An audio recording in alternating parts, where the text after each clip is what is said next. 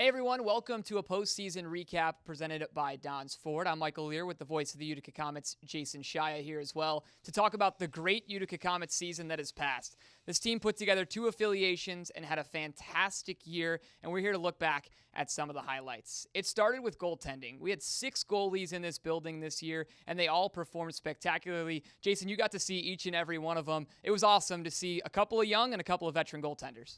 Well, it's a good point. You started out with John Gillies, slow and steady. That guy barely made a mistake while he was here.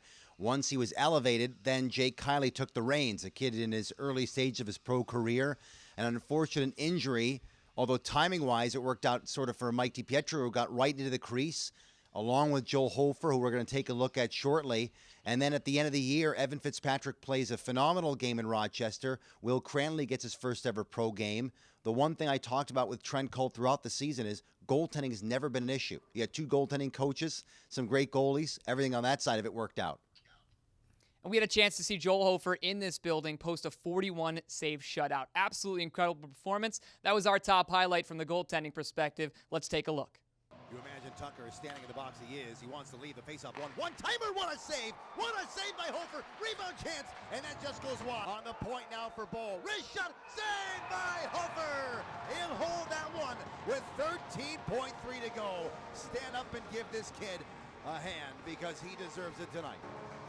Well, let me tell you, sometime in the future, we'll be able to say we were here to watch Joel Hofer's first ever professional shutout. Way to go, kid. You did it. You deserved it.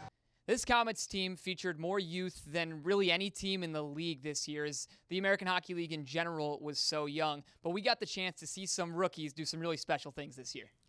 You're right, and the team was comprised of lots of young players, and the one thing that they talked about was having players in their own age group going through the scenario together. It made it easy for them to move forward coming out of college or junior, and we saw some young players rise to the occasion throughout the course of the season, whether it was Hugh McGing, whether it was Carson Folk, so on and so forth. They all scored their first pro goals. They all made great steps forward as they're moving through their pro career. We debated whether or not to go with Will Lockwood or Tyler Tucker for whose first pro goal was the most special, so we just decided to take a look at both of them. Good read by Tucker as he busts through. Tucker shooting. He scores!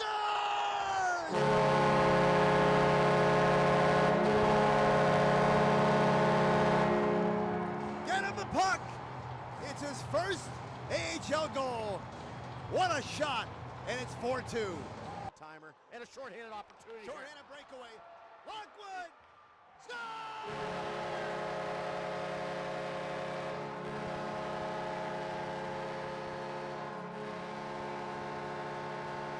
The Comets found ways to win at home over and over again this year, and we got to see a lot of tight contests, including 2 overtime winners and a shootout, but it was always fun when the games came down to the wire. It was, and although if you look at the record, it looked like Utica absolutely dominated, which they did at home.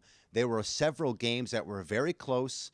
You look at Syracuse playing them 14 times. The season ends up going 7-7 on the series. And, it was some close games against teams that we're very familiar with. But as the season rolled on, there was a few games that were nail-biters. And the best thing about it was the Comets always ended up on top. Jonah Gadjevich, team MVP, media MVP, led the team in scoring and made his NHL debut, but he had an overtime winner in a fantastic game in this building. Curtis McKenzie coming right back in. They're onside. McKenzie, Fook, centers, goal!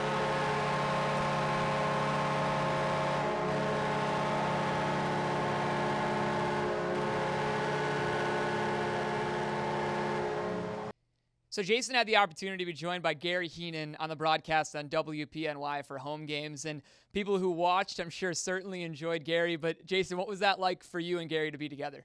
I have never met someone who took to broadcasting and color commentary on television the way that Gary did. He jumped in with both feet, and the one thing that was really, really evident, 2 things actually, his knowledge of the game was supreme. I mean, he saw it as a coach sees a game and then was able to dissect it in a way that viewers could comprehend quite easily. The other thing, too, is he's one of the funniest guys you ever meet. He's got a great sense of humor. He has a lot of passion for the game, and it all came across during the course of the year. All right, let's just check it out. The best of Gary Heenan. Love the twirl of the stick. He looks right at the Rochester bench and he gives it a twirl of his own and says, "You're not doing that in our barn." And we talked about the lateral movement by Rathbone, Jack Rathbone. It sounds like an FBI agent. You know, I really like his name. He's got a TV show coming out where he's going to flash a badge. But there he just flashed his lateral movement and he drew the power play. Yeah, he's Charlie Hustle. He's a water bug. He seems to be all over. He's not afraid of the physicality. And here he's going to get an outlet pass right there. And a guy D's going to step up and he takes the hit to make the play. And here's the guitar player, Tyler Tucker. And he doesn't pick him, but boy, he's getting close to scoring that first goal of his. And his loved one is in the air, clapping her hands. It was a defenseman's goal night. Unbelievable. I love the pushback by the D-corps saying, "Get us on the power play, because we're the goal scorers." Because this is dynamite. I mean, this is all skill from a lumberjack. That power play was ugly. If you had to make a picture of the power play, it would look something maybe like your jacket. I just wanted to see what we could say. Thank you. It's Dress Down Friday here. I'm just following the lead of the coaching staff of the Utica Comets. Hometown hero coming up. Well, I want to bring in a couple of special guests that are here with you today. We'll bring them in now. They're going to, why don't you introduce us? Let us know who you're coming into the games now with an entourage. That's what I understand. Grassroots, and we've got Jack and Riley, my two little baby bears, and you give them $5 and you say, "Hey, go down there and get a candy bar," and they come back with tubs of popcorn and pizza. And dare I say, I saw Jack with a blue light in his hand. So we've got issues up here in the Heenan family. Now, I know you said your boy's a hockey player, right? Yeah, he's playing for the Junior Comets. All right, so what position do you play? Center. So he's centerman. Who you look up to most? You know your dad's a coach, but who's your idol playing, watching hockey? Alex Ovechkin. Oh, Alex Ovechkin. Not a centerman, but a goal scorer. You'd like to see that one. Well, I hope Jack's hands are as soft as his voice, because we need him to step up his game here with the voice. And all good here. All good. We're enjoying the game.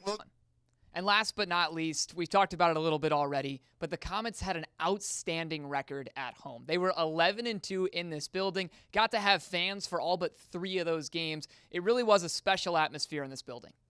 Well, you're right about that. I mean, you know, you only had 400, to say only, but when they were cranked up and loud and cheering, in particular in that last game, it was an exciting moment, a moment that I got goosebumps being a part of and seeing what was going on, the outpouring of love. There's a clear love between the city of Utica, the fans here, and this organization. And I thought there were some truly special moments that took place during this season. Fans have really stuck with the Comets throughout all of this 2021 campaign. But let's take a look at that final moment in this building as Trent Cole gets his walk-off moment as well. Let's watch Trent Cole at center ice here. He's saluting the crowd. There you go, Coach. Yeah, just a classy guy. And again, he's done an unbelievable job. And he's saluting the crowd here in Utica for the last time, and he'll be missed. Just a great job by Trent Cole and his culture, and he's advanced a ton of guys on, and we'll be watching him on TV on the big time one day.